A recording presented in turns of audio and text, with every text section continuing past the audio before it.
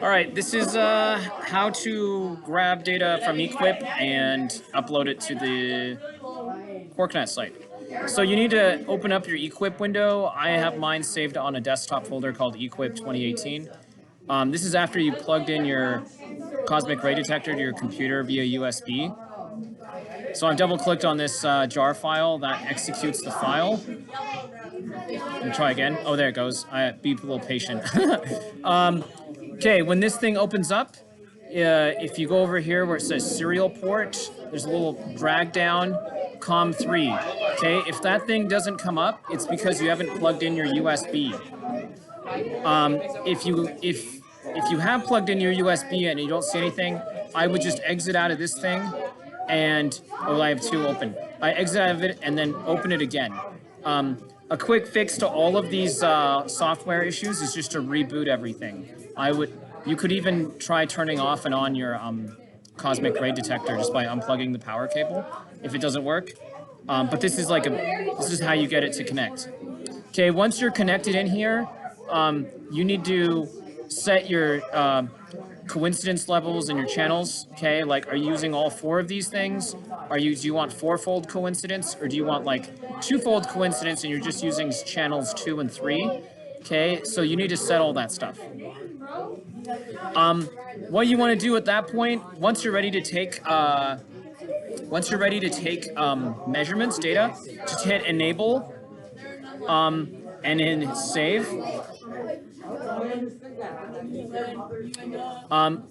I just realized that, so I haven't actually plugged in any simulators. I've just plugged in the DAC, but you should see a bunch of information coming through. Those are your data points. Okay, so this screen should be seeing a bunch of stuff.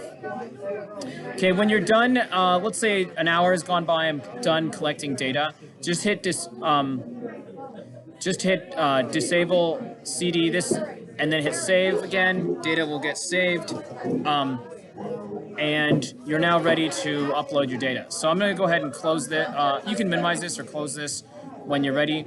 The data is going to save to another folder automatically. Mine's saved into here, data. You can actually see the data by date modified. So we just took some data today. It's 2/18/4/14/2022. That's the data set I just took. There's nothing in there. This is the size of the data file. There's nothing in there because I actually didn't collect any data because I didn't plug in any simulators. But you should see file sizes that are big, and some that are small depending on how long you run it, how many coincidences you have, etc. So how do I get this data uploaded to the QuarkNet site? So go to the internet, type in Cosmic Ray QuarkNet on Google. You'll find this link. This is the Cosmic Ray eLab. Okay, I go to Student Home and I click on Student Home, and usually, like, if you're not logged in, it'll ask you to log in. So you need to have your username and password. So there's actually a screen right before this if you've not logged in that you need your username and password. So you need to log in. And then once you're logged in, you click under Upload. And when you're uploading, you have to, if you've set this up already, like at the QuarkNet workshop, you should have a detector already set up in this account. If not, you're going to have to set up your detector first, but mine's 6780. Benchmark file, so you don't have to do this. This is not necessary. What this does is it kind of compares data with, just to make sure the data is looking uniform, but you don't have to have this. If you don't, mine's Pocatello workshop. This is the data we took in Pocatello. So if I want to then upload my file, you scroll to your eQuip folder, your data folder, and then you find your data file. Again, you can do that by date modified. This would be mine.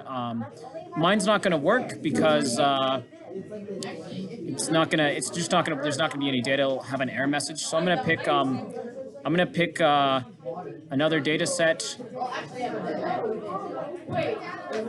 to upload.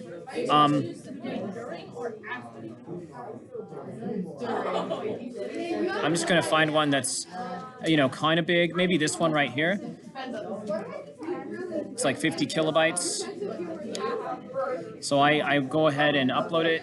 This is actually saved in my OneDrive, so it's download. It first has to download it before it uploads it. This step won't happen for you because it doesn't have to download it off the cloud.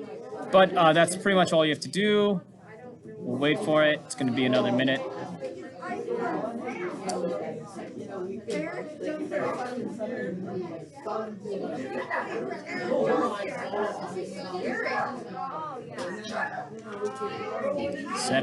80% done. There we go. Okay, so so see how there's my file. Now I click. Oops. Now I click upload. QuarkNet will now. Oh, disappeared. Let's try that again. 50K, open, upload. So upload was now in progress. This is what it should look like to you. And then we just wait for this to upload to the Fermilab website. All the way done. And this is what you want to see. Wait, it's running a process upload. 1 second. What you want to see is a window that says it's been uploaded successfully without any major errors.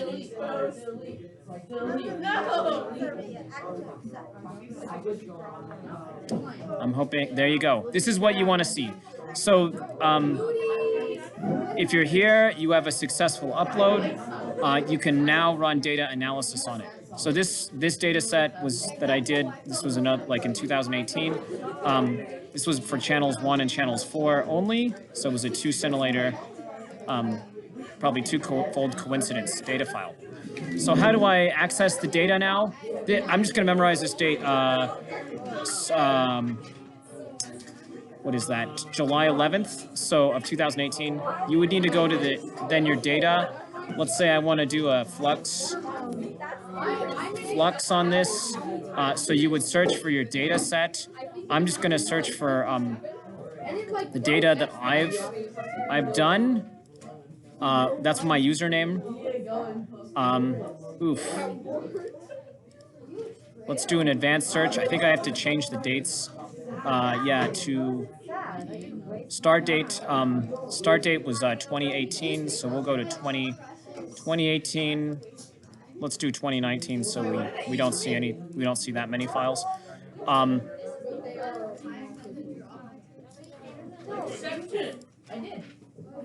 So let's search. That didn't change that date.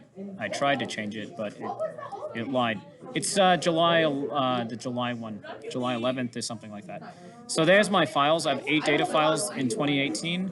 Let's look at them. This was the July 11th one that I uploaded. It looks like I did 4 that day. So I'm not sure which one it was. I'm assuming it's this one because it's not a huge number of events.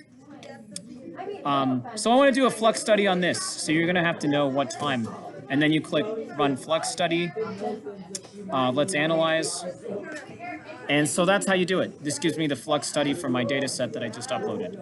Yours are going to have today's dates, so it'll make it a little bit easier to find those. Again, this is under the student section of the eLab, and it's under data. But first, you have to upload data. So that's how you get your upload. High five. Good luck, team.